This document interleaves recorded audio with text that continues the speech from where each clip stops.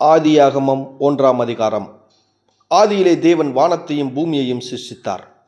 பூமியானது ஒழுங்கின்மையும் வெறுமையுமாயிருந்தது. ஆழத்தின் மேல் இருள் இருந்தது. தேவ ஆவியானவர் ஜலத்தின் மேல் அசைவாடி கொண்டிருந்தார். தேவன் வெளிச்சம் உண்டாக கடவுது என்றார். வெளிச்சம் உண்டாயிற்று. வெளிச்சம் நல்லது என்று தேவன் கண்டார். வெளிச்சத்தையும் இருளையும் தேவன் வெவ்வேறாக பிரித்தார். தேவன் வெளிச்சத்துக்கு பகல் என்று பெயரிட்டார், இருளுக்கு இரவு என்று பெயரிட்டார். சாயங்காலமும் விடியற்காலமும் ஆகி 1ஆம் நாள் ஆயிற்று. பின்பு தேவன் ஜலத்தின் மத்தியில் ஆகாய விரிவு உண்டாக கடவுது என்றும் அது ஜலத்தினின்று ஜலத்தை பிரிக்க கடவுது என்றும் சொன்னார். தேவன் ஆகாய விரிவை உண்டு பண்ணி ஆகாய விரிவுக்கு கீழே இருக்கிற ஜலத்திற்கும் ஆகாய விரிவுக்கு மேலே இருக்கிற ஜலத்திற்கும் பிரிவு உண்டாக்கினார். அது அப்படியே ஆயிற்று. தேவன் ஆகாய விரிவுக்கு வானம் என்று பெயரிட்டார். சாயங்காலமும் விடியற்காலமாகி 2ஆம் நாள் ஆயிற்று. பின்பு தேவன் வானத்தின் கீழே இருக்கிற ஜலம் ஓரிடத்தில் சேரவும் வெட்டாந்தரை காணப்படவும் கடவுது என்றார். அது அப்படியே ஆயிற்று. தேவன் வெட்டாந்தரைக்கு பூமி என்றும் சேர்ந்த ஜலத்திற்கு சமுத்திரம் என்றும் பெயரிட்டார். தேவன் அது நல்லது என்று கண்டார். அப்பொழுது தேவன் பூமியானது புல்லையும் விதையை பிறப்பிக்கிற பூண்டுகளையும் பூமியின் மேல் தங்களில் தாங்கள் விதையை உடைய கனிகளை தாங்கள் ஜாதிகளின்படியே கொடுக்கும் கனி விருட்சங்களையும் முளைப்பிக்க கடவுது என்றார். அது அப்படியே ஆயிற்று. பூமியானது புல்லையும் தங்கள் ஜாதியின்படியே விதையை பிறப்பிக்கும் பூண்டுகளையும் தங்கள் ஜாதிகளின்படியே தங்கள் விதையுடைய கனிகளை கொடுக்கும் விருட்சங்களின் முளைப்பித்து தேவன் அது நல்லது என்று கண்டார். சாயங்காலமும் விடியற்காலமும் ஆகி 3ஆம் நாள் ஆயிற்று. பின்பு தேவன் பகலுக்கும் இரவுக்கும் வித்தியாசம் உண்டாகத்தக்க வானம் என்கிற ஆகாய விரிவிலே சுடர்கள் உண்டாக கடவுது. அவைகள் அடையாளங்களாகவும் காலங்களையும் நாட்களையும் வருஷங்களையும் குறிக்கிறதுக்காகவும் இருக்க கடவுது என்றார். அவைகள் பூமியின் மேல் பிரகாசிப்பிக்கும்படிக்கு வானம் என்கிற ஆகாய விரிவிலே சுடர்களாய் இருக்க கடவுது என்றார். அது அப்படியே ஆயிற்று. தேவன் பகலை ஆள பெரிய சுடரும் இரவை ஆள சிறிய சுடரும் ஆகிய 2 மகத்தான சுடர்களையும் நட்சத்திரங்களையும் உண்டாக்கினார். அவைகள் பூமியின் மேல் பிரகாசிக்கவும் பகலையும் இரவையும் ஆளவும் வெளிச்சத்துக்கு இருளுக்கும் வித்தியாசம் உண்டாகவும் தேவன் அவைகளை வானம் என்கிற ஆகாய விரிவிலே வைத்தார். தேவன் அது நல்லது என்று கண்டார். சாயங்காலமும் விடியற்காலமும் ஆகி 4ஆம் நாள் ஆயிற்று. பின்பு தேவன் நீந்தும் ஜீவ சந்துக்களையும் பூமியின் மேல் வானம் என்கிற ஆகாய விரிவிலே பறக்கும் பறவைகளையும் ஜலமானது திரளாய் செனிப்பிக்க கடவுது என்றார். தேவன் மகா மச்சங்களையும் ஜலத்தில் தங்கள் சாதிகளின்படி திரளாய் செனிப்பிக்கப்பட்ட சகலவித நீர்வாழும் ஜந்துக்களையும் சிறவுள்ள ஜாதியான சகலவித பட்சிகளையும் சிருஷ்டித்தார். தேவன் அது நல்லது என்று கண்டார். தேவன் அவைகளை ஆசீர்வதித்து நீங்கள் பலுகி பெருகி சமுத்திர ஜலத்தை நிரப்புங்கள் என்றும் பறவைகள் பூமியில் பெருக கடவுது என்றும் சொன்னார். சாயங்காலமும் விடியற்காலமும் ஆகி 5ஆம் நாள் ஆயிற்று. பின்பு தேவன் பூமியானது ஜாதியான சீவ சந்துக்களாகிய நாட்டு மிருகங்களையும் ஊரும் பிராணிகளையும் காட்டு மிருகங்களையும் ஜாதியாக பிரிக்க கடவுது என்றார். அது அப்படியே ஆயிற்று. தேவன் பூமியில் உள்ள ஜாதியான காட்டு மிருகங்களையும் ஜாதியான நாட்டு மிருகங்களையும் பூமியில் ஊரும் பிராணிகள் எல்லாவற்றையும் உண்டாக்கினார். தேவன் அது நல்லது என்று கண்டார். பின்பு தேவன் நமது சாயலாகவும் நமது ரூபத்தின்படியையும் மனுஷனை உண்டாக்குவோமாக, அவர்கள் சமுத்திரத்தின் மச்சங்களையும் ஆகாயத்து பறவைகளையும் மிருக ஜீவன்களையும் பூமி அனைத்தையும் பூமியின் மேல் ஊறும் சகல பிராணிகளாகவும் ஆளக்கடவர்கள் என்றார். தேவன் தம்முடைய சாயலாக மனுஷனை சிருஷ்டித்தார். அவனை தேவ சாயலாகவே சிருஷ்டித்தார். ஆணும் பெண்ணுமாக அவர்களை சிருஷ்டித்தார். பின்பு தேவன் அவர்களை நோக்கி, நீங்கள் பலுகி பெருகி பூமியை நிரப்பி அதை கீழ்ப்படுத்தி சமுத்திரத்தின் மச்சங்களையும் ஆகாயத்து பறவைகளையும் பூமியின் மேல் நடமாடுகிற சகல ஜீவ சந்துக்களையும் ஆண்டு கொள்ளுங்கள் என்று சொல்லி தேவன் அவர்களை ஆசீர்வதித்தார். பின்னும் தேவன், இதோ பூமியின் மேல் எங்கும் விதை தரும் சகலவித பூண்டுகளையும் விதை தரும் கனி மரங்களாகிய சகலவித விருட்சங்களையும் உங்களுக்கு கொடுத்தேன். அவைகள் உங்களுக்கு ஆகாரமாய் இருக்க கடவது. பூமியிலுள்ள சகல மிருக ஜீவன்களுக்கும் ஆகாயத்திலுள்ள சகல பறவைகளுக்கும் பூமியின் மேல் ஊறும் பிராணிகள் எல்லாவற்றுக்கும் பசுமையான சகல பூண்டுகளையும் ஆகாரமாக கொடுத்தேன் என்றார். அது அப்படியே ஆயிற்று. அப்பொழுது தேவன் தாம் உண்டாக்கின எல்லாவற்றையும் பார்த்தார். அது மிகவும் நன்றாயிருந்தது. சாயங்காலமும் விடியற்காலமுமாகி 6ஆம் நாள் ஆயிற்று. ஆதியாகமம் 2ஆம் அதிகாரம். இவ்விதமாக வானமும் பூமியும் அவைகளின் சர்வ சேனையும் உண்டாக்கப்பட்டு தீர்ந்தன. தேவன் தாம் செய்த தம்முடைய கிரியை 7ஆம் நாளிலே நிறைவேற்றி தாம் உண்டாக்கின தம்முடைய கிரியை எல்லாம் முடித்த பின்பு 7ஆம் நாளிலே ஓய்ந்திருந்தார். தேவன் தாம் சிருஷ்டித்து உண்டு பண்ணின தம்முடைய கிரியைகளை எல்லாம் முடித்த பின்பு அதிலே ஓய்ந்திருந்தபடியால் தேவன் 7ஆம் நாளை ஆசீர்வதித்து அதை பரிசுத்தமாக்கினார். தேவனாகிய கர்த்தர் பூமியையும் வானத்தையும் உண்டாக்கின நாளிலே வானமும் பூமியும் சிருஷ்டிக்கப்பட்ட வரலாறு இவைகளே. நிலத்தினுடைய சகலவித செடிகளும் பூமியின் மேல் இன்னும் உண்டாகவில்லை. நிலத்தினுடைய சகலவித பூண்டுகளும் இன்னும் முளைக்கவில்லை. ஏனெனில் தேவனாகிய கர்த்தர் பூமியின் மேல் இன்னும் மழையை பெய்ய பண்ணவில்லை. நிலத்தை பயன்படுத்த மனுஷனும் இருந்ததில்லை. அப்பொழுது மூடுபனி பூமியிலிருந்து எழும்பி பூமியெல்லாம் நனைத்தது. தேவனாகிய கர்த்தர் மனுஷனை பூமியின் மண்ணினாலே உருவாக்கி ஜீவ சுவாசத்தை அவன் நாசியிலே ஊதினார். மனுஷன் ஜீவாத்மாவானான். தேவனாகிய கர்த்தர் கிழக்கே ஏதேன் என்னும் ஒரு தோட்டத்தை உண்டாக்கி தாம் உருவாக்கின மனுஷனை அதிலே வைத்தார். தேவனாகிய கர்த்தர் பார்வைக்கு அழகும் புசிப்புக்கு நலவுமான சகலவித விருட்சங்களையும் தோட்டத்தின் நடுவிலே ஜீவ விருட்சத்தையும் நன்மை தீமை அறியத்தக்க விருட்சத்தையும் பூமியிலிருந்து முளைக்க பண்ணினார். தோட்டத்திற்கு தண்ணீர் பாயும்படி ஏதேனிலிருந்து ஒரு நதி ஓடி அங்கே இருந்து பிரிந்து 4 பெரிய ஆறுகளாயிற்று. முதலாம் ஆற்றிற்கு பைசோன் என்று பேர். அது ஆவிலா தேசம் முழுவதையும் சுற்றி ஓடும். அவ்விடத்திலே பொன் விளையும். அந்த தேசத்தின் பொன் நல்லது.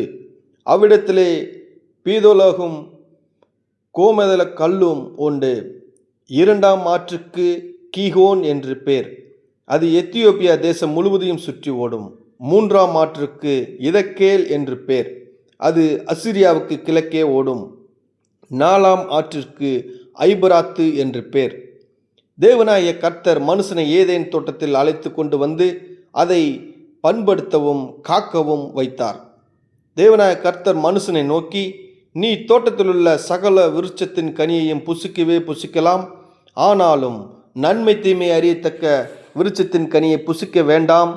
அதை புசிக்கும் நாளிலே சாகவே சாவா என்று கட்டளையிட்டார். பின்பு தேவனாகிய கர்த்தர் மனுஷனை தனிமையாயிருப்பது நல்லதல்ல, ஏற்ற துணையை அவனுக்கு உண்டாக்குவேன் என்றார். தேவனாகிய கர்த்தர் வெளியின் சகல மிருகங்களையும் ஆகாயத்து சகலவித பறவைகளையும் என்ன பேரிடுவான் என்று பார்க்கும்படி அவைகளை அவனிடத்திலே கொண்டு வந்தார். அந்தந்த ஜீவசந்துக்கு ஆதாம் எந்தெந்த பேரிட்டானோ அதுவே அதற்கு பேராயிற்று. அப்படியே ஆதாம் சகல நாட்டு மிருகங்களுக்கும் ஆகாயத்து பறவைகளுக்கும் சகலவித காட்டு மிருகங்களுக்கும் பேரிட்டான். ஆதாமுக்கோ ஏற்ற துணை இன்னும் காணப்படவில்லை. அப்பொழுது தேவனாகிய கர்த்தர் ஆதாமுக்கு அயர்ந்த நித்திரையை வரப்பண்ணினார். அவன் நித்திரையடைந்தான். அவன் விலா எலும்புகளில் ஒன்றை எடுத்து அந்த இடத்தை தசையினால் அடைத்தார். தேவனாகிய கர்த்தர் தாம் மனுஷனில் எடுத்த விலா எலும்பை மனுஷியாக உருவாக்கி அவளை மனுஷனிடத்திலே கொண்டு வந்தார். அப்பொழுது ஆதாம், இவள் என் எலும்பில் எலும்பும் என் மாம்சத்தில் மாம்சமாயிருக்கிறாள். இவள் மனுஷனில் எடுக்கப்பட்டபடியினால் மனுஷி எனப்படுவாள் என்றான். இது நிமித்தம் புருஷன் தன் தகப்பனையும் தன் தாயையும் விட்டு தன் மனைவியோடு இசைந்திருப்பான். அவர்கள் ஒரே மாம்சமாயிருப்பார்கள். ஆதாமும் அவள் மனைவியுமாகிய இருவரும் நிர்வாணிகளாயிருந்தும் வெட்கப்படாதிருந்தார்கள். ஆதியாகமம் 3ஆம் அதிகாரம். தேவனாகிய கர்த்தர் உண்டாக்கின சகல காட்டு ஜீவன்களை பார்க்கிலும் சர்ப்பமானது தந்திரம் உள்ளதாயிருந்தது. அது ஸ்திரியை நோக்கி, நீங்கள் தோட்டத்தில் உள்ள சகல விருட்சங்களின் கனியை புசிக்க வேண்டாம் என்று தேவன் சொன்னது உண்டோ என்றது. ஸ்திரீ சர்ப்பத்தை பார்த்து, நாங்கள் தோட்டத்தில் உள்ள விருட்சங்களின் கனியை புசிக்கலாம், ஆனாலும் தோட்டத்தின் நடுவில் இருக்கிற விருட்சங்களின் கனியை குறித்து தேவன் நீங்கள் சாகாதபடிக்கு அதை புசிக்கவும் அதை தொடவும் வேண்டாம் என்று சொன்னார் என்றாள். அப்பொழுது சர்ப்பம் ஸ்திரியை நோக்கி, நீங்கள் சாகவே சாவதில்லை, நீங்கள் இதை புசிக்கும் நாளிலே உங்கள் கண்கள் திறக்கப்படும் என்றும் நீங்கள் நன்மை தீமை அறிந்து தேவர்களைப் போல் இருப்பீர்கள் என்றும் தேவன் அறிவார் என்றது. அப்பொழுது ஸ்திரியானவள், அந்த விருட்சம் புசிப்புக்கு நல்லதும் பார்வைக்கு இன்பமும் புத்தியை தெளிவிக்கிறதுக்கு இச்சிக்கப்படத்தக்க விருட்சமாய் இருக்கிறது என்று கண்டு அதன் கனியை பறித்து புசித்து தன் புருஷனுக்கும் கொடுத்தாள், அவனும் புசித்தான். அப்பொழுது அவர்கள் இருவருடைய கண்களும் திறக்கப்பட்டது. அவர்கள் தாங்கள் நிர்வாணிகள் என்று அறிந்து அத்தி இலைகளை தைத்து தங்களுக்கு அரைக்காட்சிகளை உண்டு பண்ணினார்கள். பகலில் குளிர்ச்சியான வேளையிலே தோட்டத்தில் உலாவுகிற தேவனாகிய கர்த்தருடைய சத்தத்தை அவர்கள் கேட்டார்கள். அப்பொழுது ஆதாமும் அவன் மனைவியும் தேவனாகிய கர்த்தருடைய சந்நிதிக்கு விலகி தோட்டத்தின் விருட்சங்களுக்குள்ளே ஒளிந்து கொண்டார்கள். அப்பொழுது தேவனாகிய கர்த்தர் ஆதாமை கூப்பிட்டு, நீ எங்கே இருக்கிறாய் என்றார். அதற்கு அவன், நான் தேவருடைய சத்தத்தை தோட்டத்திலே கேட்டு நான் நிர்வாணியாய் இருப்பதினால் பயந்து ஒளிந்து கொண்டேன் என்றான். அப்பொழுது அவர், நீ நிர்வாணி என்று உனக்கு அறிவித்தவன் யார்? புசிக்க வேண்டாம் என்று நான் உனக்கு விலக்கின விருட்சத்தின் கனியை புசித்தாயோ என்றார். அதற்கு ஆதாம், என்னுடனே இருக்கும்படி தேவரே தந்த ஸ்திரியானவள் அவ்விருட்சத்தின் கனியை எனக்கு கொடுத்தால் நான் புசித்தேன் என்றான். அப்பொழுது தேவனாகிய கர்த்தர் ஸ்திரியை நோக்கி, நீ இப்படி செய்தது என்ன என்றாள். ஸ்திரியானவள், சர்ப்பம் என்னை வஞ்சித்தது, நான் புசித்தேன் என்றாள். அப்பொழுது தேவனாகிய கர்த்தர் சர்ப்பத்தை பார்த்து, நீ இதை செய்தபடியால் சகல நாட்டு மிருகங்களிலும் சகல காட்டு மிருகங்களிலும் சபிக்கப்பட்டிருப்பாய். நீ உன் வயிற்றினால் நகர்ந்து உயிரோடு இருக்கும் நாளெல்லாம் மண்ணை தின்பாய். உனக்கும் ஸ்திரிக்கும் உன் வித்துக்கும் அவள் வித்துக்கும் பகையை உண்டாக்குவேன். அவர் உன் தலையை நசுக்குவார், நீ அவர் குதிங்காலை நசுக்குவாய் என்றார். அவர் ஸ்திரியை நோக்கி, நீ கர்ப்பவதியாய் இருக்கும்போது உன் வேதனையை மிகவும் பெருக பண்ணுவேன். வேதனையோட பிள்ளை பெறுவாய். உன் ஆசை உன் புருஷனை பற்றி இருக்கும், அவன் உன்னை ஆண்டு கொள்வான் என்றார். பின்பு அவர் ஆதாமை நோக்கி, நீ உன் மனைவியின் வார்த்தைக்கு செவி கொடுத்து புசிக்க வேண்டாம் என்று நான் உனக்கு விலக்கின விருட்சத்தின் கனியை புசித்தபடியினால் பூமி உன் நிமித்தம் சபிக்கப்பட்டிருக்கும். நீ உயிரோடு இருக்கும் நாளெல்லாம் வருத்தத்தோடே அதன் பலனை புசிப்பாய். அது உனக்கு முள்ளும் குறுக்கும் முளைப்பிக்கும் வெளியின் பயிர் வகைகளை புசிப்பாய். நீ பூமியிலிருந்து எடுக்கப்பட்டபடியால் நீ பூமிக்கு திரும்ப மட்டும் உன் முகத்தின் வேர்வையால் ஆகாரம் புசிப்பாய். நீ மண்ணாயிருக்கிறாய், மண்ணுக்கு திரும்புவாய் என்றார். ஆதாம் தன் மனைவிக்கு ஏவாள் என்று பெயரிட்டான். ஏனெனில் அவள் ஜீவனுள்ளோருக்கெல்லாம் தாயானவள். தேவனாகிய கர்த்தர் ஆதாமுக்கும் அவன் மனைவிக்கும் தோல் உடைகளை உண்டாக்கி அவர்களுக்கு உடுத்தினார். பின்பு தேவனாகிய கர்த்தர், இதோ மனுஷன் நன்மை தீமை அறியத்தக்கவளாய் நம்மில் ஒருவனைப் போல் ஆனான். இப்பொழுதும் அவன் தன் கையை நீட்டி ஜீவ விருட்சத்தின் கனியை பறித்து புசித்து என்றென்றைக்கும் உயிரோடு இராதபடிக்கு செய்ய வேண்டும் என்று அவன் எடுக்கப்பட்ட மண்ணை பண்படுத்த தேவனாகிய கர்த்தர் அவனை ஏதேன் தோட்டத்திலிருந்து அனுப்பிவிட்டார். அவர் மனுஷனை துரத்திவிட்டு ஜீவ விருட்சத்திற்கு போகும் வழியை காவல் செய்ய ஏதேன் தோட்டத்திற்கு கிழக்கே கேருபீன்களையும் வீசிக்கொண்டிருக்கிற சுடரொளி பட்டயத்தையும் வைத்தார். ஆதியாகமம் 4ஆம் அதிகாரம். ஆதாம் தன் மனைவியாக ஏவாளை அறிந்தான். அவள் கர்ப்பவதியாகி காயினை பெற்று, கர்த்தரால் ஒரு மனுஷனை பெற்றேன் என்றாள். பின்பு அவனுடைய சகோதரனாகிய ஆபேலை பெற்றாள். ஆபேல் ஆடுகளை மேய்க்கிறவனானான், காயின் நிலத்தை பயிரிடுவனானான். சில நாள் சென்ற பின்பு காயின் நிலத்தின் கனிகளை கர்த்தருக்கு கொண்டு வந்தான். ஆபேலும் தன் மந்தையின் தலையீற்றுகளில் அவைகள் கொழுமையானவைகளில் சிலவற்றை கொண்டு வந்தான். ஆபேலையும் அவன் காணிக்கையையும் கர்த்தர் அங்கீகரித்தார். காயினையும் அவன் காணிக்கையையும் அவர் அங்கீகரிக்கவில்லை. அப்பொழுது காயினுக்கு மிகவும் எரிச்சல் உண்டாகி அவன் முகநாடி வேறுபட்டது. அப்பொழுது கர்த்தர் காயினை நோக்கி, உனக்கு ஏன் எரிச்சல் உண்டாயிற்று? உன் முகநாடி ஏன் வேறுபட்டது? நீ நன்மை செய்தால் மேன்மை இல்லையோ? நீ நன்மை செய்யாதிருந்தால் பாவம் வாசற்படியில் படுத்திருக்கும், அவன் ஆசை உன்னை பற்றி இருக்கும், நீ அவனை ஆண்டு கொள்ளுவாய் என்றார். காயின் தன் சகோதரராகிய ஆபேலோடு பேசினான். அவர்கள் வயல்வெளியில் இருக்கும் சமயத்தில் காயின் தன் சகோதரனாகிய ஆபேலுக்கு விரோதமாய் எழும்பி அவனை கொலை செய்தான். கர்த்தர் காயினை நோக்கி, உன் சகோதரனாகிய ஆபேல் எங்கே என்றார். அதற்கு அவன், நான் அறியேன், என் சகோதரனுக்கு நான் காவலாளியோ என்றான். அதற்கு அவர், என்ன செய்தாய்? உன் சகோதரனுடைய இரத்தத்தின் சத்தம் பூமியிலிருந்து என்னை நோக்கி கூப்பிடுகிறது. இப்பொழுது உன் சகோதரனுடைய இரத்தத்தை உன் கையிலே வாங்கி கொள்ள தன் வாயை திறந்த இந்த பூமியும் நீ சபிக்கப்பட்டிருப்பாய். நீ நிலத்தை பயிரிடும்போது அது தன் பலனை இனி உனக்கு கொடாது. நீ பூமியில் நிலையற்று அலைகிறவனாய் இருப்பாய் என்றார். அப்பொழுது காயின் கர்த்தரை நோக்கி, எனக்கு இட்ட தண்டனை என்னால் சகிக்க முடியாது. இன்று என்னை இந்த தேசத்திலிருந்து துரத்து விடுகிறீர். நான் உமது சமூகத்துக்கு விலகி மறைந்து பூமி நிலையற்று அலையுறனாயிருப்பேன்.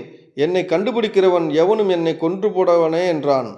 அப்பொழுது கர்த்தர் அவனை நோக்கி, காயினை கொல்லுகிற எவன் மேலும் 7 பலி சுமரும் என்று சொல்லி, காயினை கண்டுபிடிக்கிறவன் எவனும் அவனை கொன்று போடாதபடிக்கு கர்த்தர் அவன் மேல் ஒரு அடையாளத்தை போட்டார். அப்படியே காயின் கர்த்தருடைய சந்ததியை விட்டு புறப்பட்டு ஏதேனுக்கு கிழக்கான நோத் என்னும் தேசத்திலே குடியிருந்தான். காயின் தன் மனைவியை அறிந்தான். அவள் கர்ப்பவதியாகி ஏனோக்கை பெற்றாள். அப்பொழுது அவன் தன் குமாரனாகிய ஏனோக்குடைய பெயரை இட்டான். ஏனோக்குக்கு ஈராத் பிறந்தான். ஈராத் மெகியவேலை பெற்றான். மெகியேல் மெத்துசாவேலை பெற்றான். மெத்துசாவேல் லாமேக்கை பெற்றான்.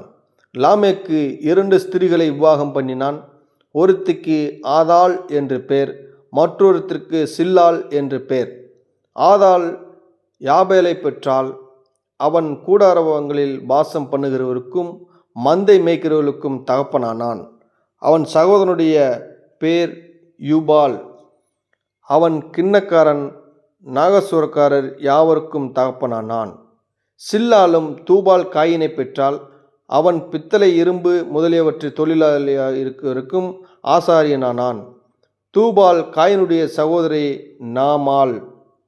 லாமேக்கு தன் மனைவிகளை பார்த்து, ஆதாளே, சில்லாலே, நான் சொல்லுவதை கேளுங்கள். லாமேக்கின் மனைவிகளே, என் சத்தத்துக்கு செவி கொடுங்கள். எனக்கும் காயமுண்டாக ஒரு மனுஷனை கொன்றேன். எனக்கு தழும்புண்டாக ஒரு வாலிபனை கொலை செய்தேன். காயினுக்காக 7 பலி சுமருமானால் லாமேக்குக்காக 77 பலி சுமரும் என்றான். பின்னும் ஆதாம் தன் மனைவியை அறிந்தான். அவள் ஒரு குமாரனை பெற்று, காயின் கொலை செய்த ஆபேலுக்கு பதிலாக தேவன் எனக்கு வேறொரு புத்திரனை கொடுத்தார் என்று சொல்லி அவனுக்கு சேத் என்று பெயரிட்டாள். சேத்துக்கும் ஒரு குமாரன் பிறந்தான். அவனுக்கு ஏனோஸ் என்று பெயரிட்டான். அப்பொழுது மனுஷர் கர்த்தருடைய நாமத்தை தொழுது கொள்ள ஆரம்பித்தார்கள்.